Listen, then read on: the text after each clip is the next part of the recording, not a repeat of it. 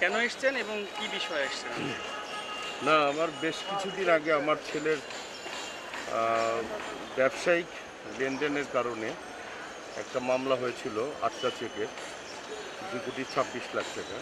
এবং ওটা তো একটা আছেই, সেটার বাদী আমি এবং আমার ছেলে। মানুষ চেনা তো অনেক বড় দায়। আর আজকে আরেকটা ছোট চেকের মামলা, সেটাও করতে আসলাম।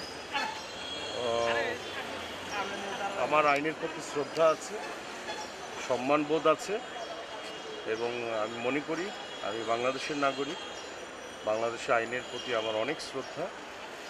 অনেক দ্রুত প্রচলিত আইনের ধারাতেই আমার এই সমস্যাটা সমাধান হবে আশা করছি। দোয়া করবেন আপনারা এবং আমার পরিবারের জন্য দোয়া করবেন মূলত। আর অন্য কিছু ভাবার কোনো কারণ নেই। আছি, ভালোই আছি আলহামদুলিল্লাহ, এবং দোয়া করবেন। Best of luck. Thank you. কত নম্বর কোর্টে আপনারা গেছিলেন?